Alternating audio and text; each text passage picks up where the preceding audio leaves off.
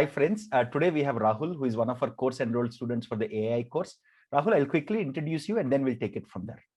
Sure. So Rahul recently joined as a principal cloud solution architect for AI and data science at Oracle. And he has about 15 years of work experience. And here is a very nice career transition on building on your expertise. So over the last 15 years, he has worked at a lot of companies. He has worked as a Unix administrator. More recently, he has worked as a DevOps cloud support lead at Amazon or AWS. He's also worked as a technical account manager, learning the business side of things, not just the technical side of things. He's also worked as a senior escalation engineer at Microsoft. So over the last 15 years, he has worked at a lot of companies in an increasingly more and more complex and interesting roles. And he has worked a lot on DevOps with Kubernetes, with Dockers, with virtualization in general. So he has worked at companies like IBM, Microsoft, Deutsche Bank, AWS, and now he's transitioning from he's built on top of all that prior experience and moving into a core hardcore solution architect role, building actual machine learning and AI solutions, leveraging all of his experience. So it's a very nice transition. Congratulations on that, first of all. Thank you. Thank you. So let's get started. So my first question for you was, as somebody who's going from, your most recent role was a senior escalation engineer at Microsoft, mostly for their cloud systems. So how did you transition from that role? What were your interview experiences, given all of this background in DevOps that you had, to a cloud solution architect for AI and data science? Yep. So, as you mentioned, I was working with Amazon as a technical account manager. At that point of time, I was very good with the discussion whenever it comes to like DevOps or cloud infra. But I slowly realized that whenever customer ask about machine learning and AI, I mean, I was kind of out of the discussion. And I thought this is the time for me to invest on this thing, because if I want to keep myself technical and this particular field, I have to go and learn these things. So I enrolled for your course, and from there I learned a lot. I mean, first of all, I would say everybody says your teaching style is brilliant and you teach all the concept very clearly. What I'll say, I like your energy, first of all, like the way you teach. I mean, the way you are passionate about teaching. I mean, any video, I mean, you just start, seeing. I felt of your energy. Okay, I find I have to learn this thing. So thanks so much for you. And the second thing is basically, I was very clear from the day one that even I'm doing this course, I'm not going to work as a data scientist.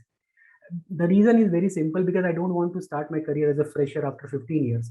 And whatever I have learned in like 14 to 15 years, I want to build on top of it. So I thought of, okay, fine, I know cloud, I know infrastructure, I know cloud, and I know DevOps. If I know machine learning on top of it, I'll be a different guy apart from whatever my competitors are available in the market. So that was in my mind, and it was very clear. And MLOps was the role that basically I was targeting, because I want to kind of marry DevOps and this machine learning, because one of the machine learning scientists, data scientist, was my mentor in Microsoft, and I have seen his role, and I know about the DevOps role. So I thought, okay, I can bridge this gap. I mean, whatever these guys are facing challenges, it's quite easy for me, but I know the concept of machine learning. So it's kind of a little easy for me to go for an MLOps role, and it is very new role. No, that's very true, because even when I was a machine learning scientist or a senior scientist, I struggled on the engineering front and the ops front, because I knew nothing. And I wished there was somebody in the DevOps who knew some machine learning, so that they would work as a bridge between operations and cloud and what we were doing from a core science perspective. So we always looked for such a caliber, and we never found it in our own teams. Right, exactly. So yeah, so that was in my mind, and even in my interview, I mean, I have given a lot of interview internally in Microsoft, and a lot of interview outside as well. And I found whenever people saw my CV, they kind of ask how you are managing DevOps and machine learning both. So I say I have to justify, okay, fine, I'm not doing anything hands-on, hands-on, I meant to any live thing on machine learning. Whatever I have learned is my passion, I am doing by my own. And I have built some kind of a project, our real world project that in our course that really helped me. I have choose some of the project, and I just go through the full project, like end to end, everything I understood, and I have deployed those projects by my own. I mean, even in the cloud using MLOps, ML Studio, or Azure AWS SageMaker, I just deployed everything, and even in the like Jupyter notebook also. So I know the flow. And in my interview, basically, like one of the interviewer asked me like, can you build me a whole pipeline? I mean, I took the data set from one website, I built a data lake, I use Azure Data Factory, I use Azure and Hadoop services. I just built a whole data pipeline, and it was, for me, it was something like building a CI/CD pipeline. I mean, the concept wise, it was same. Exactly. And at its core, the CI/CD pipeline is same as the machine learning pipeline, except for the science components. Yeah, I mean, the data is different, but the concept wise it is same. So yeah, they really like this approach, and on top of it, like when they are asking about Kubernetes and all, those are kind of a thing I'm working like 3-4 years. So it was very easy for me to defend myself. Okay, and the thing is, people ask about machine learning at 15 years of experience. They don't expect people to deliver the math as well. I mean, they don't expect like people will. I mean, somebody can explain the gradient descent and SGD like in very depth, like what how the things are, because that is mostly limited to scientist roles, right? Data scientist or machine learning scientist roles. Right. For cloud architects, I think they need to have an intuition of how everything works, Right. and be able to build actual solution for the customer using all the tools, all the machinery that's already available. Right. Yeah, I mean, your deep learning so like lectures are really really very nice. I mean, when I explain the concept of memorization and like why dropout is important, I mean, they were kind of a surprise. I mean, I mean, how a DevOps guy is doing all these things.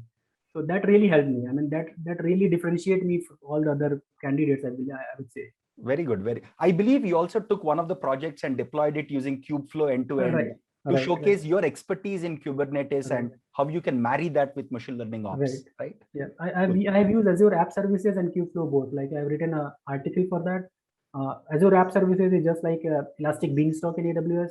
So like I just deployed the machine learning model, and that they really like. I mean, because that's kind of a hands-on. So in your interviews, as I understand it, I think the core focus was to prove that you can marry your expertise in DevOps to actually machine learning and build something end-to-end. I think that was what the interviewers were mostly looking at. Right. I mean, they are not doubting on my DevOps skill, but yeah, they want to understand, do I really understand machine learning or not? But did they also have core machine learning rounds in the interview? Because you said they talked about dropouts, how memoization works in deep learning, etc. So did you also have core machine learning rounds in addition to the marriage of DevOps and machine learning type of roles? Yeah, most of the thing, like they want to understand how well I understand the cloud services regarding that, because at the end of the day, I have to deploy the cloud services. Yes. So they want to understand, do I understand the ML Studio very well or not? I mean, if a customer who don't understand, who don't want to deploy on ML Studio, what is another solution? I'd say like, okay, I can use Azure Kubernetes, and top of it, I can deploy Kubeflow. So that kind of answer really, they thought of, okay, I understand the infra, I understand the whole architecture, and I can suggest the customer. No, it's a very nice suggestion, because we ourselves, when we were deploying some of our machine learning models, classically at Applied AI course, we built our own stuff end to end. But now we are slowly transitioning to Kubeflow ourselves, because as a customer myself, I'm like, I want to have the flexibility to choose any cloud in the future. So why stick myself to SageMaker or ML Studio? I would rather do Kubeflow, because I have the flexibility to move back and forth. Yeah, you can, any point of time, you can migrate and wherever you want. So I think that's very interesting. I also want to understand your learning strategy. Like, how did you go through this learning process while you're also like fully occupied with your day-to-day job as a DevOps guy? Yeah, I mean, learning strategy. First of all, I like your first video where you talked about, and you have, I think, one live session recently, a few months back. How to learn something was the live session. Learning to learn. That. Yeah. So those two things, and even in my career, like past, I was keep doing certification and all. I love to keep myself up to date. I started as an hardware engineer, my career.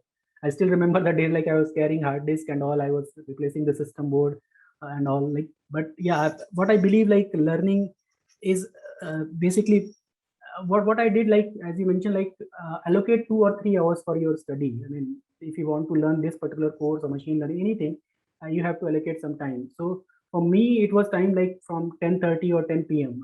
I just till 1 a.m. or 1:30 in the morning, because morning when the things get started, I was in different world, and again I have to come back and switch the the whole thing, like, because I was working on something else and I have to learn something else, right? I mean, two different worlds. So you mostly set aside your late evening hours, couple of Right. hours every day. That's Right. very good. And That's very nice. I built a lot of handwritten notes, and I mean, first time when you talked about taking a log in 9th or 10th class, I have done that.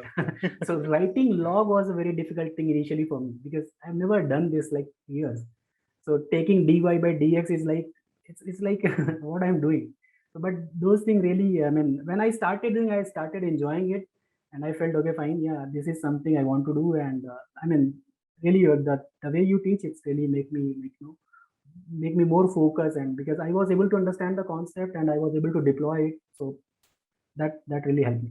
Again, we strongly believe at Applied AI Course and Applied Roots that every learner who's putting in the effort should get great learning through good teachers. That's what we aspire to. That's why for all of our instructors and mentors, we have a fairly high bar. We try to maintain that as best as we can.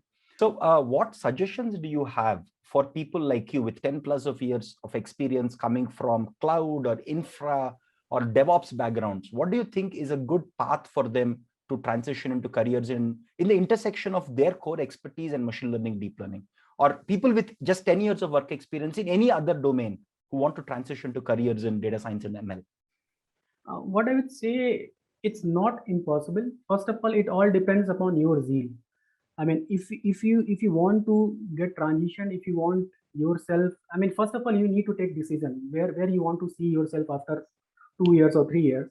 And if you want, like, okay, I want to be technical and in the data science or machine learning field, I mean, learning those things, definitely it's not easy, but it's not rocket science as well. I would say it's all your dedication and your, it should comes from inside. Okay, I want to learn these things. When that is clear, I mean, nobody can stop you. I mean, what I would say is like, in Hindi we say, like, I mean, ना करने के हजार बहाने हैं, लेकिन करना है तो करना है. That is very nicely put. Once again, congratulations on the transition. All the very best. And please keep your 2 hours a day learning going. Yeah, definitely. Because that will take you very, very far in your career. Again, you're already doing it, so nothing more to add from my side. And thanks for the way you teach, and thanks for this learning platform, because it really, I am sure it really helping a lot of engineering student. I thought, like, I shouldn't start my engineering again, because at my, like, when I was doing engineering, nobody was there to tell me like what to do. So whatever, like, but I have seen like a lot of young people, a lot of freshers are going as a data scientist, and they really like your course. So yeah, that's very, really very nice. happy to hear this. Again, I mean, it is success like yours across the spectrum, from somebody who's a third year BTech student to somebody who is a 15 years working professional. That is that spectrum. When we see our students succeed, that literally says, okay, what we have done, what we have quit our jobs and started this, it's all worthwhile. I mean, there are ups and downs in any startup journey, but I think it is these success stories, it is these successful transitions that literally, it's literally like a booster to the whole team, not just me, but our whole team, because it says, yes, our effort, the little effort that we put in, inculcated and created a lot of effort from the student side, and we all succeeded together. So thanks a lot for that. Thank you once again. Thank you so much.